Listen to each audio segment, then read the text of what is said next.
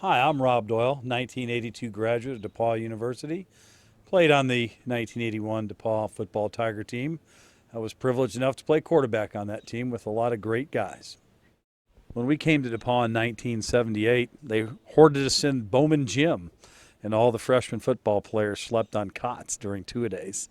We weren't sure quite what we got ourselves into, and as the season went on with Tiger Bob Bergman, things didn't go so well, and it was a tough year for a lot of us, and there were a lot of doubts, but we had a really strong group of guys, and guys that were really committed, that loved the game and loved being around each other.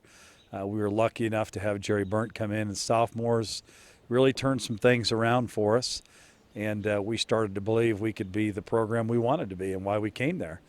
And by the time Nick came along, I think he inherited a group of seniors that were ready to do whatever it was he asked us to do to win.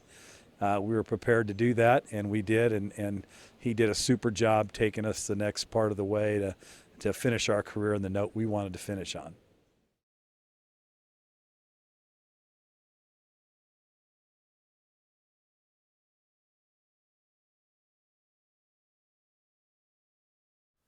You remember this guy coming down before the game?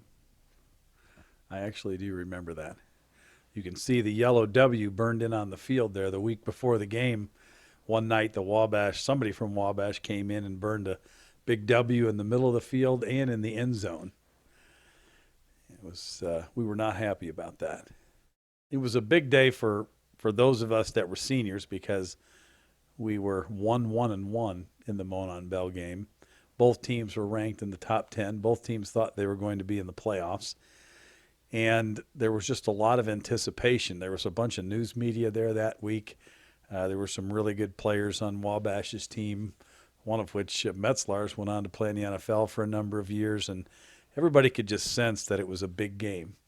And it was just all week, how are they going to fit all these people in there? I remember that distinctly, looking out and saying something to Joe Dayon, who was a defensive player. Look at those guys up there in the trees over the cemetery watching the game. And people were, anywhere there was an open spot, they sort of filled in.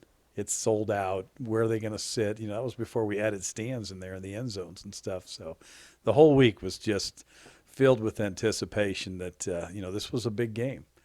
And we were very confident going into that game, though. Was more fun than anything. The guys that were playing, particularly the seniors, were all guys who'd been multi-year starters. We'd been through all this before, a lot of guys from big high school programs. And really at that point, for those of us, before the locker room when we talked, there was no, nerves, gee, can we win this? Will we win it? It was all a sense of, well, we are going to win this game. And there's no question in anybody's mind. And I think that was the mindset of the upperclassmen. I think that was our focus. I don't think there was ever anybody that wavered from that thought that we would win. I still to this day can remember thinking we will win. Just by the end of the game, we'll have won it. The Little Giants, of course, had different thoughts, and Wabash's opening drive, which we're seeing here, was explosive. On 4th and 1, Darrell Johnson gets this first down, and on the next play, he rambles 22 yards on a draw.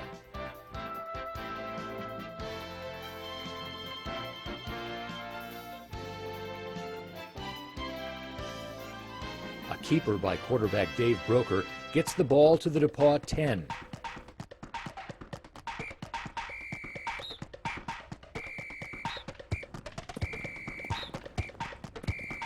Then it's Johnson again, this time running for 8 to the Tiger 2-yard line.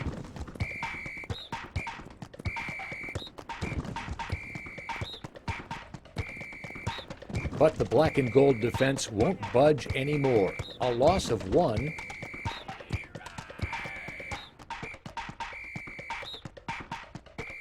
Is followed by a loss of 2.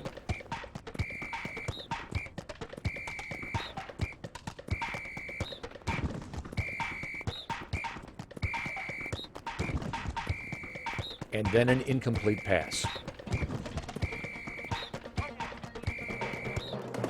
A 22-yard Wabash field goal attempt is blocked.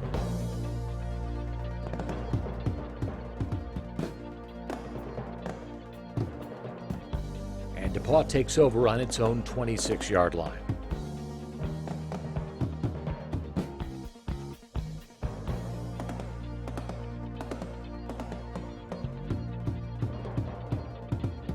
DePauw's first drive begins with that 11-yard connection from Rob Doyle to Bob Cohen.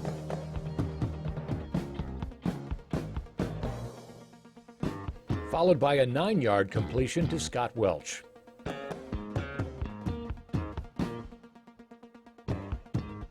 Rich Bonacorsi then picks up 3 yards on the ground.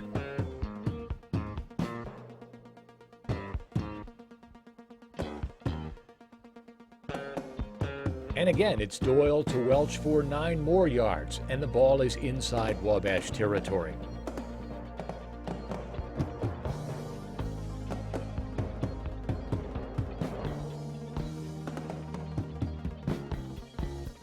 An illegal procedure penalty backs the Tigers up. After throwing an incompletion, Doyle connects with Bonacorsi on a 7-yard play.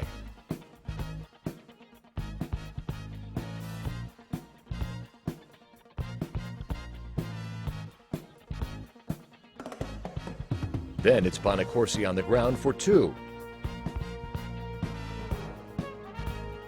Doyle's attempt to thread the needle results in another incompletion. And the Tigers' first drive stalls as a result of this interception. The Little Giants entered this contest with a 24-game unbeaten streak.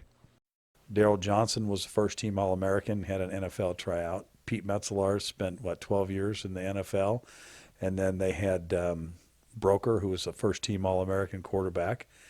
We had Fins, who was an All-American punter, and H, who went to the Cowboys, but they were way more highly touted than we were at that point coming into it. And although none of us thought they were better than us, but they were ranked 4th, and I think we were ranked 9th. We're now looking at Wabash's second drive, which began at the Tiger 39. This 12-yard pass from Broker to Johnson goes for 12 yards. It's followed by an incompletion.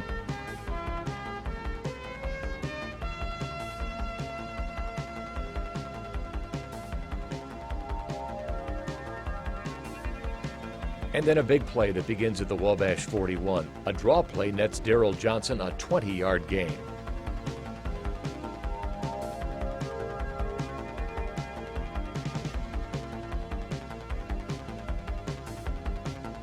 That's followed by a 9-yard completion to Pete Metzelaar. The ball is at the DePauw 30.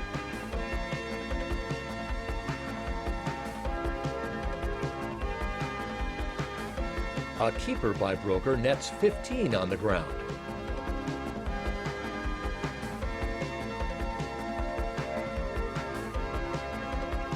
He's sacked for a loss of 1 on the next play. It's 2nd and 11 from the DePauw 16. A pass is broken up near the 5-yard line.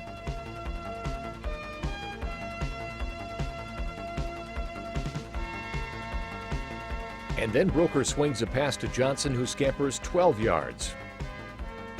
It's 1st and goal from the Tiger 4. The Little Giants dent the scoreboard with 1:15 left in the first quarter. Daryl Johnson romps in from 4 yards out. The extra point is good, and Wabash leads 7-0.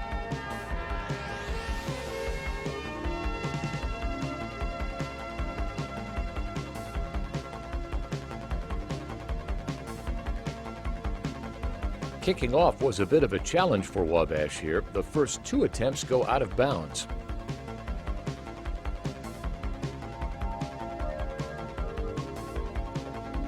On the 3rd try, forced to kick off from their 30, the Little Giants drive the ball to the 16, where Allen Hill grabs it and returns it for 27 yards. The Tigers start with great field position at the 43. After Rick Lindlow runs for 3 yards, Rob Doyle sees an opportunity. We ran a little play-action pass off that off-tackle play, and Scotty Welch was open the first time, and I missed him. And he came right back to it in a little slightly different look, a slightly different play, but essentially the same route for him. And we thought we would have a good matchup there. We did, and we got it down by the 15, 16-yard line. Actually, the 48-yard completion brought the Tigers to the Wabash 6. Lindlow's 2-yard carry ended the first quarter. And then we come back at the very beginning of the second quarter and hit Perk over the middle. See the guy open in the corner on the left? You can see it, but we had two guys open.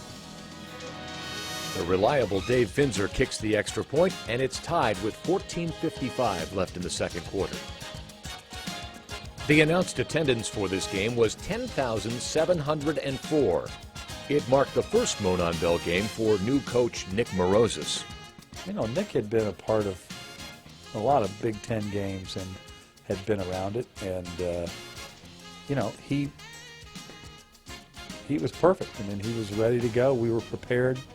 We were ready to win the game. At that stage in his career, there were times when we would run that off tackle play, and it'd come in. I'd be like, I'm wide open. We can get this, and I'd be like, yeah, I know. I'll talk to him. We actually thought we could throw more and light up the scoreboard more than we did. And so we'd have those discussions in the huddle. Say something to him. We can throw this. I said, okay, we'll talk to him. And, it just, he was very conservative at that stage. But, offense has just opened up quite a bit more years later. But he did everything he needed to do to get us ready to win that game. As I say, we were fully confident. 6 plays in, the next Wabash drive sputters when Pete Metzelaars grabs a completion but fumbles and DePauw recovers. He was jacked up. The Greek gets jacked up. He was pacing, but I think his first Monon Bell, I think he was surprised at the level of intensity. I remember him like, gee, this is a Big Ten game here. It's just like a Big Ten game, Like, yeah, guys are getting into it. Everybody wants to win. And I think he was hooked at that point, going through the first one.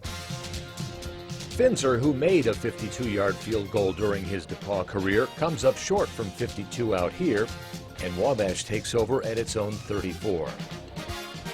Wabash will go on to take its second lead of the game in this drive, but footage of the touchdown is missing from the reels.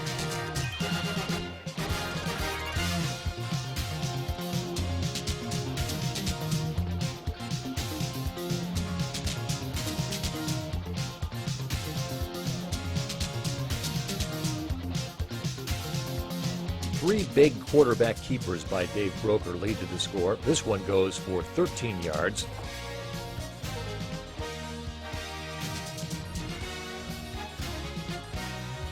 There's a pass completion to Metzelaars for 14.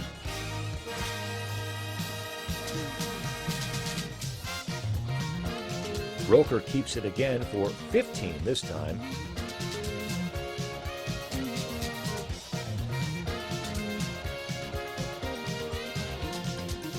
Daryl Johnson picks up 2 yards on the ground. And as the film runs out, Broker takes the snap for a 12-yard keeper. There's 7:56 left in the first half as the film picks up again with the kickoff. After a touchback, the Tiger offense opens with 4 consecutive runs by Rick Lindlow.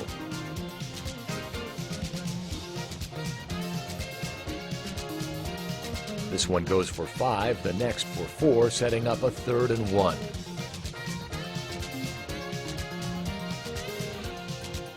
It's interesting. We ran a lot of 2-back sets with a fullback and power off tackle. But that does set up some other things. On 1st and 10, it's Lindlow for 4 more.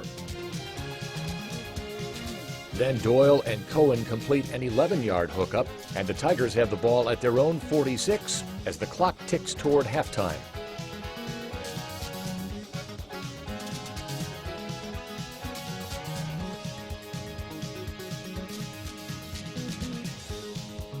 That was Kevin Perkins. He was amazing on those little mini fades with the corner right in his face. You just had to throw it up high enough for him to get down with it.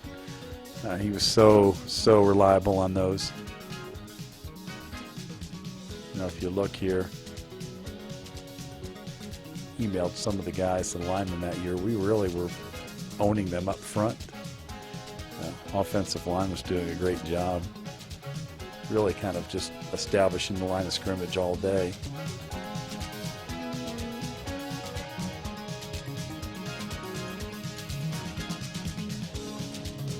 As we pick up the Tiger drive, the ball's at the 24. Rick Lindlow for 9 yards on this play on 1st and 10, so it's 2nd and 1.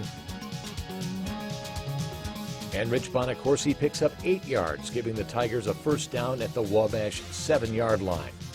But the next 2 runs yield little, and time is running out. You know, we had 1st and goal inside the 10, so we ran it twice, and now it was 3rd and goal at the 5, but we got a score. So they shut us down towards the goal line.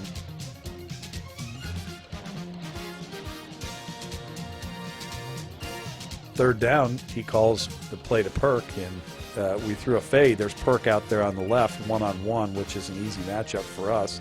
Just put it out there, and it's a touchdown. And everybody, we thought it was a touchdown. Everybody signaled, but it wasn't. So to Nick's credit, he calls the same play again right away. Show that back shoulder fade you see all the time now. And that's some money with Perk out there. That's not a good matchup for them. Perk was a good matchup on anybody. With the game tied and just 1:19 remaining, Dave Finzer's deep kickoff forces a touchback. That really changed the momentum of the game by tying the score.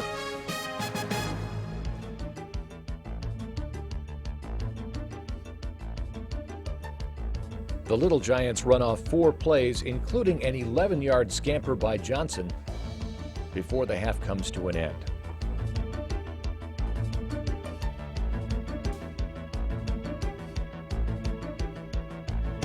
Tell you what, we got in his face a bunch of times. Made him make some bad throws. He was pretty nimble. In the first half, Wabash had 14 first downs to DePauw's 9, 146 yards on the ground versus the Tigers' 59, 94 yards for Wabash in the air, 120 for DePauw. So it works out to 240 yards of total offense for Wabash, 179 for the Tigers. But Wabash was penalized 5 times for 25 yards, DePauw just once for 5. Once again, we're mostly controlling the line of scrimmage. And, you know, as a result, they were opening some things up. The backers were coming. You can hit your backs out of the backfield a little bit. There was a fumble there. I don't think we lost it yet.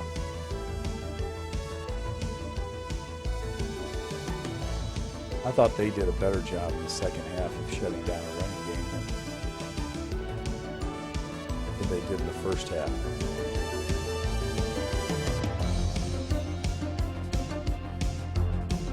See, as I said, there were things that are there. I just missed it.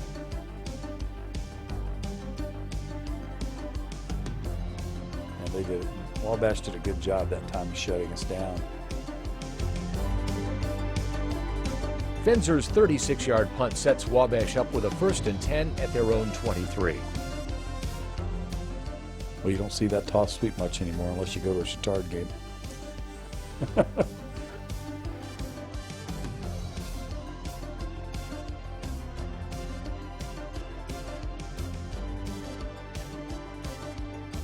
It's 3rd and 1 from the Wabash 32 when this pitch to Johnson yields 4 yards and a first down. It's followed by a 26-yard dash by the Wabash quarterback. Now, Broker, he was pretty quick. He was a heck of a runner as a quarterback. But momentum shifts the other way on the next play. A Darrell Johnson fumble is recovered by DePauw on the Tigers' 33-yard line.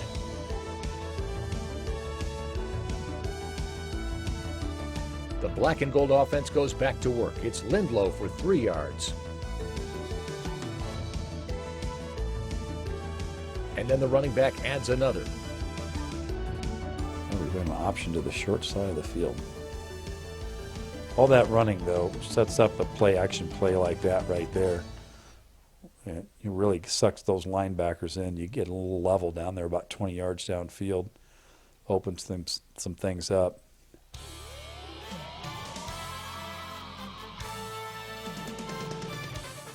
Funny, I didn't remember Perkins going in motion that much. He was in motion almost every play.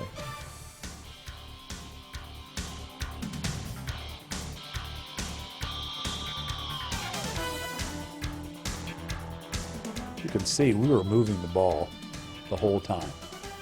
And it just felt like as time, we were wearing them out a little bit. Then you have a holding penalty, which kind of kills you.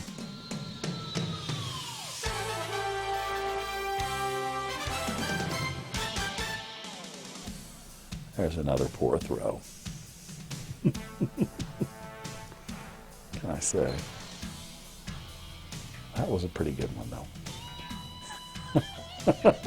Pretty tight window. That's Perk going up. He has some amazing range. He's an all-state high jumper in high school. You see, just putting 5-6 yards together every time, it really we're taking control of the line of scrimmage on them.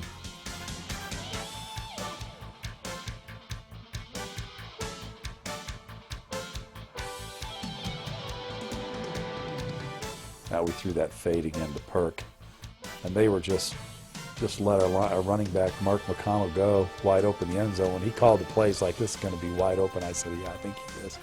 Those backers are coming, and he was wide open.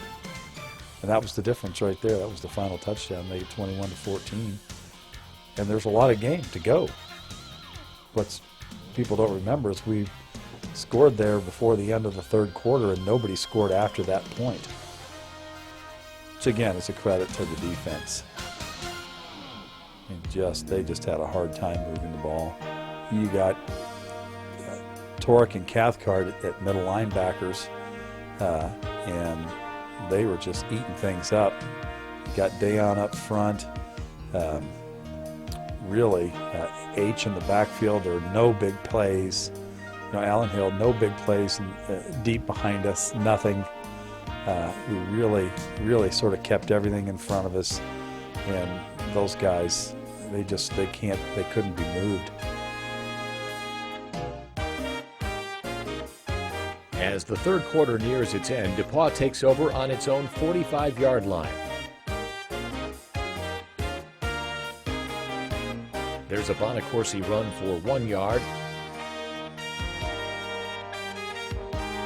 Lindlow gets stuffed for nothing.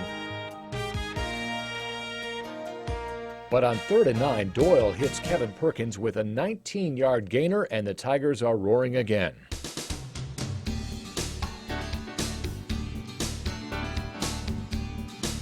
With a 1st and 10 from the Wabash 35, Lindlow picks up 4 yards. But after 2 consecutive incomplete passes, the Tigers go for a 48-yard field goal. We were on another drive to put this thing away, and we didn't get the first down. And so he likes to kick a field goal and was wide, which is unusual because Finns was such a great kicker. So that would have sort of put the game away right there.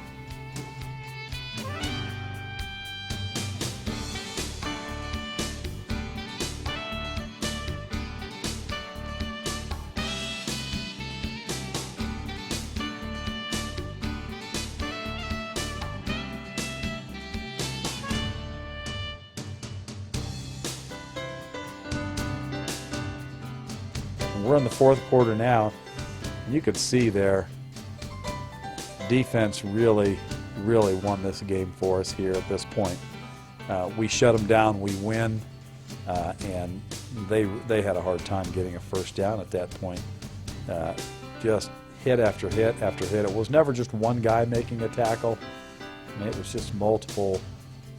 Broker was a heck of a runner. He made a nice play here, but just always getting hit, 3-4 guys every time he touched the ball. Well, I'll tell you, the year before, tying 22-22, it felt like a loss. To me, it was a loss because you either win or you lose. So it was a loss as far as I was concerned, and I did not want to feel that again. Just did not want to feel that again. And as I said, there was always the expectation we were going to win. I never for a second thought we wouldn't win that game. But as you can see, Wabash is driving again. The play we just saw was Broker hitting Metzelars with an 8-yard completion on 3rd and 6. Now at DePauw's 31, Broker gains 3, then picks up 8.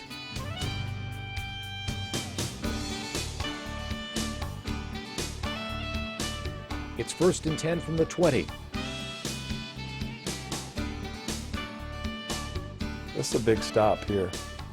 Metzelars goes up. He's 6'8". I mean, he catches that. It's a tie game.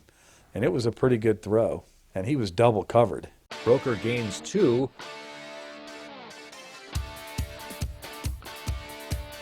And then is sacked for 3 on 3rd and 8.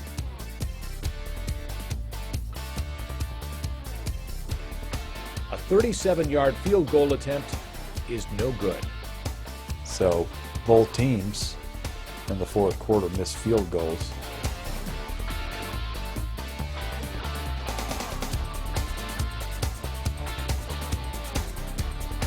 They started getting a little better pressure up front as some of those last throws moved on.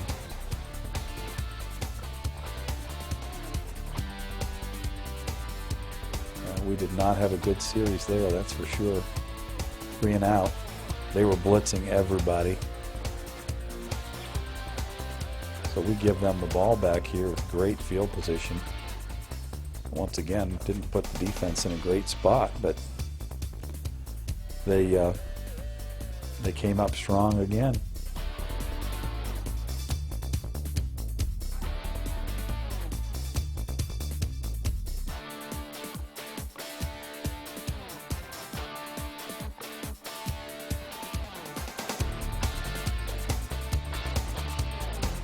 This 5-yard gain by Broker sets up a 4th and 1 for Wabash.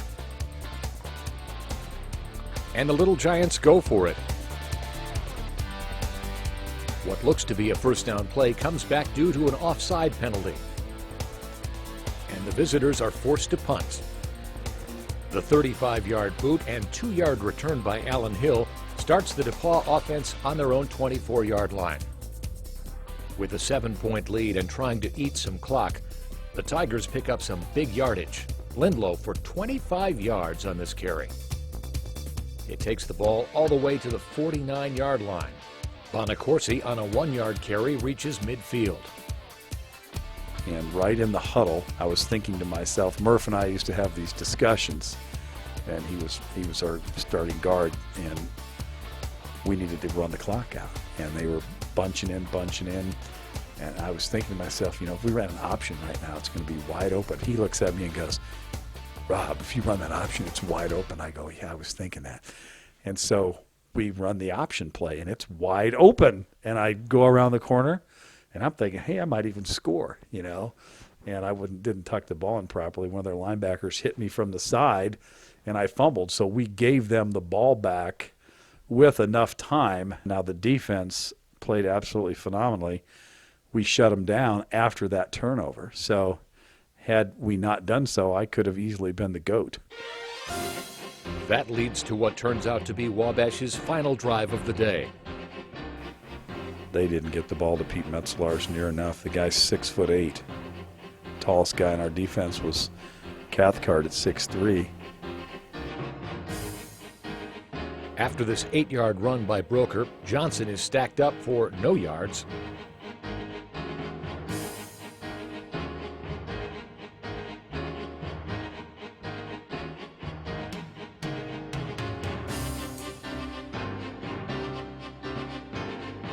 The DePauw defense sacks Broker for a 4-yard loss.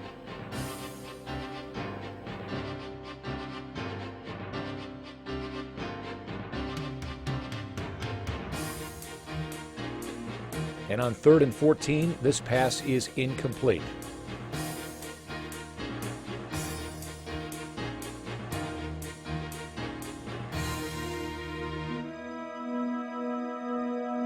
Broker finds Johnson with a 6-yard pass on 4th and 14, but it's not enough. DePauw takes over on downs at the Wabash 48.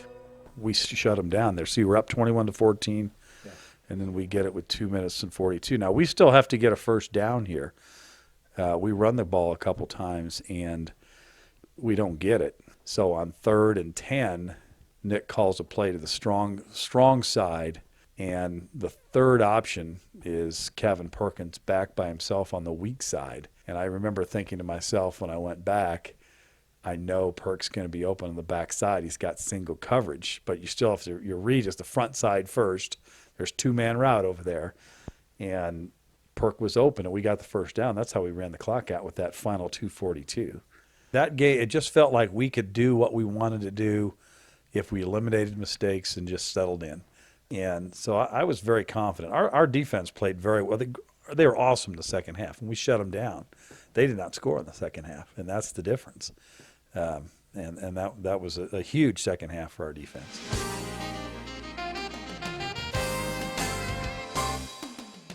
So we finally got to go over there and take the bell back. You remember that? They were yelling, there could be a playoff game here next week. Don't tear the goalpost down. And then because of the way the playoffs were situated at the time, we didn't get a bid because we had lost to Dayton. And there were only 8 teams in the country that made the playoffs back then. So that was it. It was a pretty big throng of people on the field to retake the bell properly this time. It was a fun atmosphere. I think more than anything, it was just appreciating the fact that we were there. This was our last game, and appreciating the fact that everybody was part of it. It was just a unique experience. It was fun to be a part of, fun to be a college football player on that day.